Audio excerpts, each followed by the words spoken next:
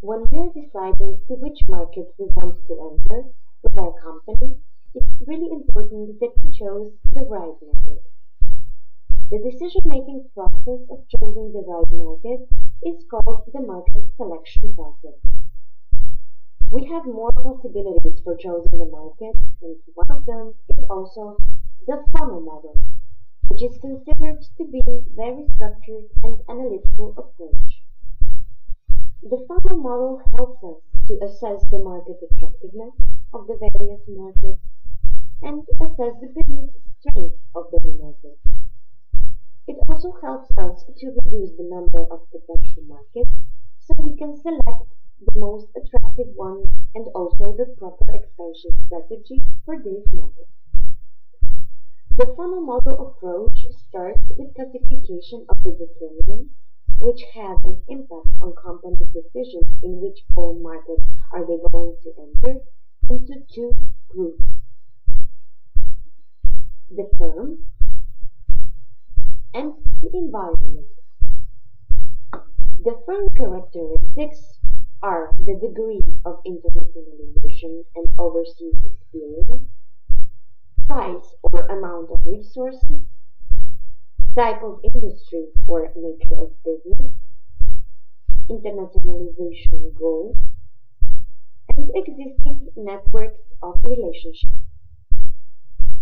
The environment characteristics are international industry structure, degree of internationalization of the market, and host countries' market potential, competition, psychic or geographic distance, and market similarities. After deciding on which determinants have an impact on chosen foreign market, we can start with international market segmentation. First step is called the selection of relevant segmentation criteria for our company. We can divide the criteria into two groups. General characteristics are, for example, geographic location, language, political factors, demography, economy, industrial structure, technology, social organization, religion, and education.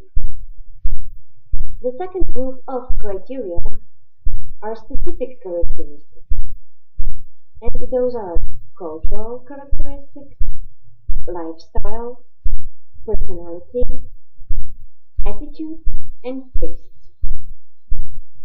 What are the criteria for effective segmentation and how to decide which criteria to choose?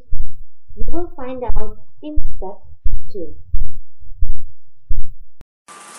And we continue with step 2. Step 2 is development of appropriate segments. In the step 2 we have the general characteristics and the specific characteristics as we mentioned before. Geographic location is the first of it. The location of the market can be critical in terms of segmenting world markets. Language.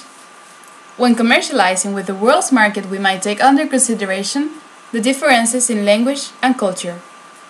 Political factors. Countries may be grouped and world markets segmented according to broad political characteristics. Demography. It's often necessary to analyze population's characteristics in terms of the proportion of elderly people or children in the total population. Economy. Economic development level could be a critical variable for international market segmentation. Industrial structure. The type of competition that exists at the wholesale level may be a critical specific factor for clustering international markets.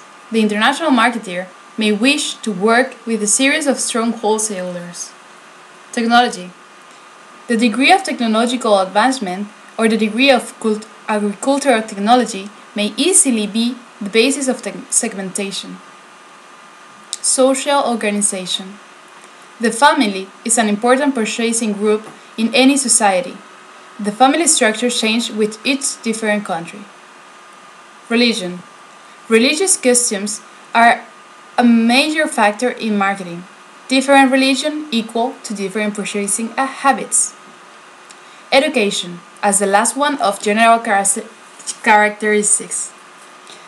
Educational level are of importance to the international marketeer from two main standpoints: the economic potential of the youth market and, in developing countries, the level of literacy. In the specific characteristics, we have four cultural characteristics that may play a significant role in segmenting world markets. The cultural behavior of the members of a given society is constantly shaped by a set of dynamic variables that can also be used as segmentation criteria: language, religion, values and attitudes, material elements and technology, aesthetics, education, and social institutions. Lifestyles is one of them as well. Typical activity. Interest and opinion research is used as a tool for analyzing lifestyles. Certain consumption habits or practices may be used as an indication of the lifestyle that is being studied. Personality. Reflected in certain types of behavior, a general characteristic may be temper and pricing. Attitudes, tastes, or predispositions. Status symbols can be used as indicators of what people in a culture consider would enhance their own self-concept as well as their perception among other people. And we will continue now our explanation of the funnel model with the step number 3, screening of markets or countries. Step 3. Preliminary and fine-grained screening. The screening process in Step 3 can be divided into two segments. The preliminary screening, where markets or countries are screened primarily according to external screening criteria, and fine-grained screening, where the company's competitive power and special competencies in different markets can be taken into account. At preliminary screening stage, we evaluate the risk factors of potential market opportunities using the Shame Theory Business Environment Risk Index. After gathering the most important macroeconomic risk criteria that can have an influence on our company with a potential market entrance, we evaluate them with weights, 25 in total, and then rank the different countries on a scale from 0 to 4. In this way, after a simple multiplication, it is possible to narrow down the list of countries to enter. However, as the preliminary screening focuses only on the macro-level risk of entering new markets, a broader approach that includes the competencies of the firm is needed, that is the fine-grained screening. In this section, a market attractiveness and competitive strength matrix is created in order to be able to categorize potential countries as A, B, and C countries. As a first step, the most relevant criteria are gathered for the market attractiveness and for the relative competitive strength dimensions. Then we weight them and rank them on a 1 to 5 scale, where 1 means very poor and 5 means very good. Similarly to the preliminary screening, after multiplying them, it is possible to place the potential countries into the matrix and decide on their group. A countries are primary markets for the company, which afford the best opportunities for long-term strategic development. Here, companies may want to establish a permanent presence. B countries are the secondary markets, where opportunities are identified but political or economical risks are perceived too high to make long-term commitments. C countries are perceived as high risk, so the allocation of resources will be minimal. Objectives in such market would be short-term and opportunistic. Step 4. Microsegmentation, development of subsegments in each qualified country and across countries. When the screening has been done and the prime markets are established, markets can be chosen within countries.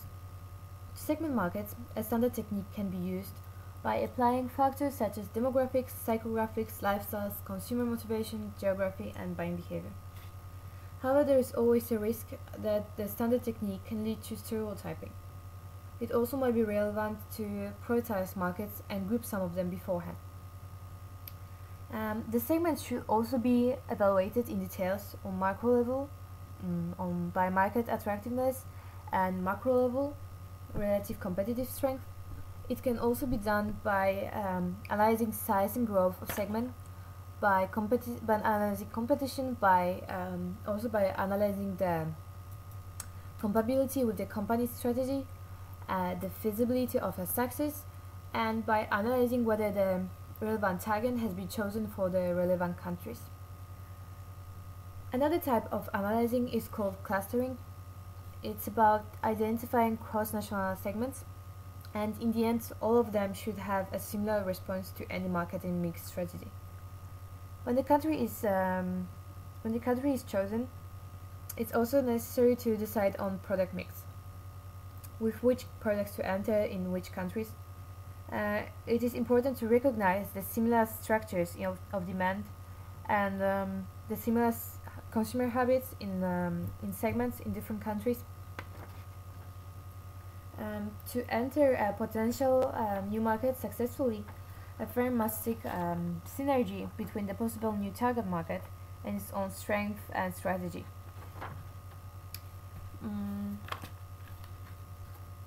The company should also consider the competitor's current position in the potential new market, because even when the potential new market is very attractive and large, the competition